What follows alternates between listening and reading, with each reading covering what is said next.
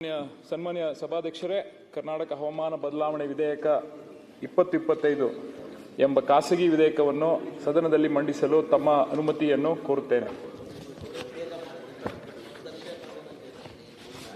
ಸನ್ಮಾನ್ಯ ಅಧ್ಯಕ್ಷರೇ, ಕರ್ನಾಟಕ ಹವಾಮಾನ ಬದಲಾವಣೆ ವಿಧೇಯಕ 2025 ಖಾಸಗಿ ವಿಧೇಯಕವನ್ನು ಸದನ ಮಂಡಿಸುತ್ತಿದ್ದೇನೆ.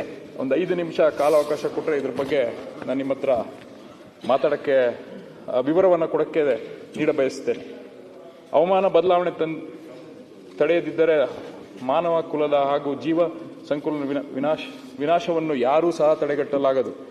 ಈ ಬಗ್ಗೆ ಇಡೀ ದೇಶದಲ್ಲಿಯೇ ರಾಜ್ಯ ಶಾಸನಸಭೆಯಲ್ಲಿ ಮಂಡನೆಯಾಗುತ್ತಿರುವ ಪ್ರಥಮ ಹವಾಮಾನ ಬದಲಾವಣೆ ನಿಯಂತ್ರಣಕ್ಕಾಗಿರುವ ವಿಧೇಯಕವೆಂಬ ಹೆಮ್ಮೆ ಈ ಸದನಕ್ಕಾಗಿರುತ್ತದೆ.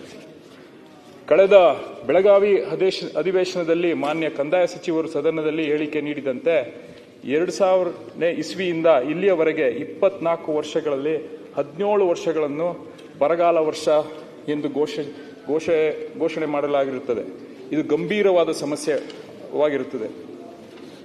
ಹವಾಮಾನ ಬದಲಾವಣೆ ಇಡೀ ವಿಶ್ವದ ಭಾರತದ ಸಮಸ್ಯೆಯಾಗಿರುತ್ತದೆ.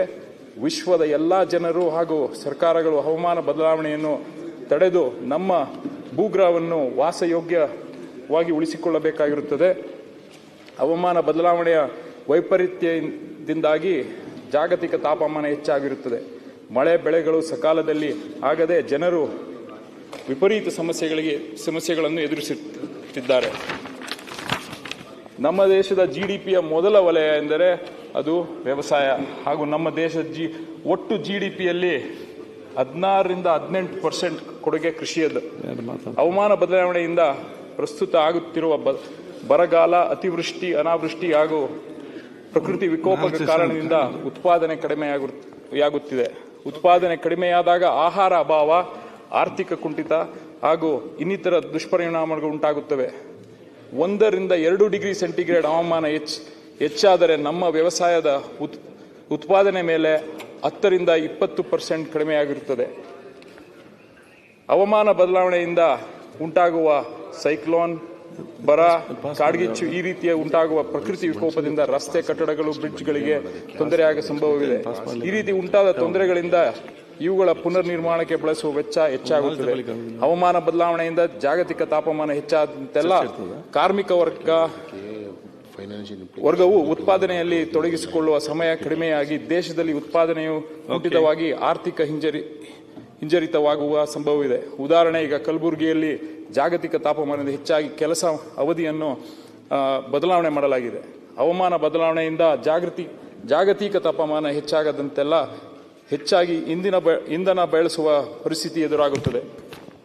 ಹವಾಮಾನ ಬದಲಾವಣೆಯ ಪ್ರಭಾವದಿಂದ ರೋಗಗಳು ಹರಡುವ ಸಂಖ್ಯೆ ಹೆಚ್ಚಾಗುತ್ತದೆ. ಈ ರೀತಿ ಹರಡುವ ರೋಗಗಳಿಗೆ ನಿವಾರಣೆಗೆ ಸರ್ಕಾರ ಬೊಕ್ಕಸದಿಂದ ವೆಚ್ಚ ಭರಿಸುವ ಹಿನ್ನೆಲೆಯಲ್ಲಿ ದೇಶದ ಆರ್ಥಿಕತೆಯ ಮೇಲೆ ಹೊಡೆತ ಬೀಳುವ ಸಾಧ್ಯತೆ ಇದೆ.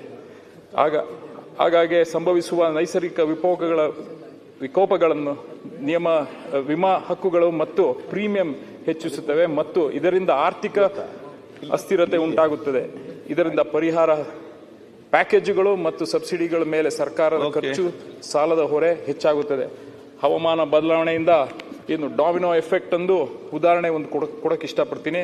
ಅತಿವೃಷ್ಟಿಯಿಂದ, ಅನಾವೃಷ್ಟಿಯಿಂದ ಬೆಳೆಗಳ ಈಲ್ಡ್ ಕಡಿಮೆ ಅಥವಾ ಬೆಳೆಗಳೇ ಇಲ್ಲದಂತಾಗುತ್ತವೆ. ಇದರಿಂದ ರೈತರ ಆರ್ಥಿಕ ಪರಿಸ್ಥಿತಿ ಕುಸಿಯುತ್ತದೆ, ಜೀವನ ನಿರ್ವಹಣೆ ಕಷ್ಟವಾಗುತ್ತದೆ, ಶಾಲೆಗಳಿಗೆ, ಆಸ್ಪತ್ರೆಗಳಿಗೆ, ಇತರೆ ಖರ್ಚುಗಳಿಗೆ ಹಣ ಇಲ್ಲವಾದಂತಾಗುತ್ತದೆ, ನಿರುದ್ಯೋಗ ಸೃಷ್ಟಿಯಾಗಿ ಅಪರಾಧ ಪ್ರಕರಣಗಳು ಹೆಚ್ಚಾಗುತ್ತವೆ.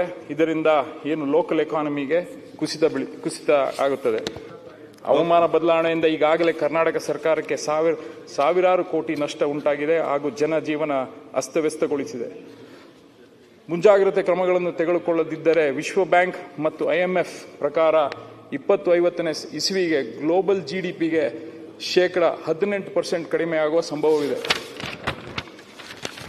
ಇಲ್ಲಿಯವರೆಗೆ ನಾನು ಜಾಗತಿಕ ತಾಪಮಾನದಿಂದ ಉಂಟಾಗುವ ಕೆಲವು ಸಮಸ್ಯೆಗಳ ಬಗ್ಗೆ ಸದನಕ್ಕೆ ತಿಳಿಸಿದ್ದೇನೆ. ಈಗ ಈ ಸಮಸ್ಯೆಗಳಿಂದ ಪರಿಹಾರ ಕಂಡುಕೊಳ್ಳುವ ಚರ್ಚೆಯು ಈ ಸದನದಲ್ಲಿ ಆಗಬೇಕು.